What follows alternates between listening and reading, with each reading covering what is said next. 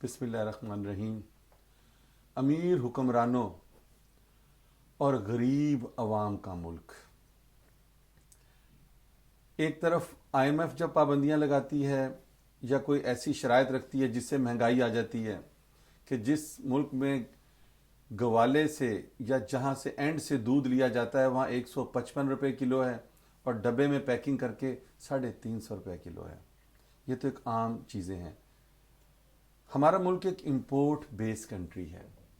IMF की बातों से महंगाई आती है, वो टैक्सेस में इजाफा करवाते हैं। फिर जो चीज़ें बाहर से इंपोर्ट होती हैं वो इसीलिए होती हैं कि वो हमारे मुल्क में नहीं होती हैं। खैर से उन पर इस हद तक कस्टम ड्यूटी लगा दी जाती है और फिर पहले तो कस्टम ड्यूटी लगा दी जाती है जिससे चीज़ें महंगी होती हैं, फिर चोर रास्ते दिखाए जाते हैं। मुल्क को कहा जाता है हम इंडस्ट्री को प्रमोट कर रहे हैं, हम ये कर रहे हैं। आप किसी इंडस्ट्री को प्रमोट नहीं कर रहे। मैं कस्टम वैल्यूएशन वालों से ये बात करना चाह रहा हूं कि जिस वक्त एक चीज कंप्लीट आती है उसकी ड्यूटी फर्ज करें 100 रुपया है। आप लोगों को ये तालीम देते हैं इसको खोल कर ले आओ।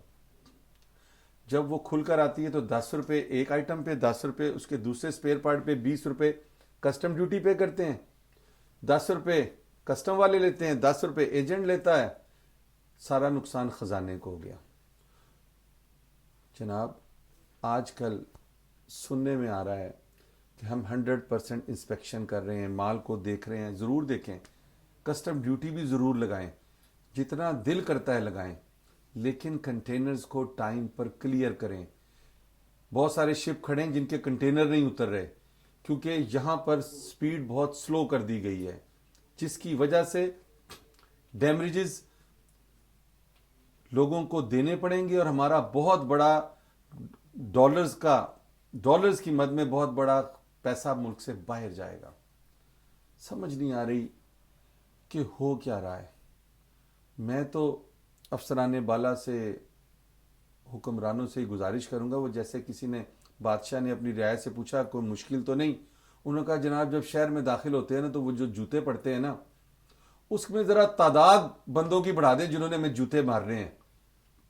यहां पर भी मैं कहूंगा जनाब आप थोड़ी तादाद बढ़ा दें ताकि जो बिजनेस कम्युनिटी आगे ही मसाइल का शिकार है, 4 ट्रांजैक्शंस को करता है उसे एफबीआर का नोटिस आ जाता है। कभी आप लोगों ने यह पूछा है कि आपके जितने सरकारी लोग हैं इनकी तनख्वाह 1 लाख रुपए और बच्चों के स्कूलों की फीस 2 लाख है, उनके खाते कभी किसी ने चेक किए? एक तबका जो मुल्क को टैक्स दे रहा है, डायरेक्टली दे रहा है या इनडायरेक्टली दे रहा है, उन्होंने दबाई जा रहे हो, उधर ही रगड़ा कड्डी जा रहे हो। बलोचिस्तान से कंटेनर निकलता है, लाहौर तक पहुंचता है, कोई रास्ते में नहीं पकड़ता, लेकिन जब एक ताजर के गोदाम में लग जाता है ना तो सुबह ही पड़ जाते हैं उसको। क्या मजाक है, काम करने दें। मैं चाइना में जाता हूं, वहां पर भी होलसेल मार्केट्स हैं, वहां कोई किसी को नहीं पूछ रहा, काम करने दे रहे हैं, ज़हनी सुकून दे रहे हैं। हमारा ताजर कैश सेल करता है ना तो बैंक में नहीं जमा करवाता, वो गरीब सोचता है मैं इसे कहां रख दूं। आज तक आप लोगों से यही तयन नहीं हो सका कि कौन टैक्स पेई है और कौन नहीं है। क्यों नहीं आप दुकानों के ऊपर टैक्स नंबर लिखवाते? क्योंकि आमदनी का जरिया बंद हो जाएगा। एक शर्त रख देना कि जिसने शटर उठाना है पहले टैक्स नंबर लिखे। मार्केट्स के अंदर 2 लाख दुकान है, 30,000 भी ज्यादा कम है, 10,000 कमर्शियल मीटर नहीं है। क्यों लग गया कमर्शियल मीटर बगैर एनटीएन के? सवाल है। लिहाजा मैं कस्टम्स की कानून साजी करने वालों को यह कहना चाहता हूं कि जनाब असेंबलिंग में और मैन्युफैक्चरिंग में फर्क है। एक ब्रेकर की अगर फर्ज करें आपने कस्टम ड्यूटी 90 रुपए रखी हुई है, 1 लाख पीस आए, 90 लाख दिया, आप उसी को कहते हैं स्पेयर पार्ट्स में ले आओ, 20 लाख दो और क्लियर करवा लो और फिर 10 लड़के बिठाओ, उनकी तनख्वाह 2 लाख बनती है।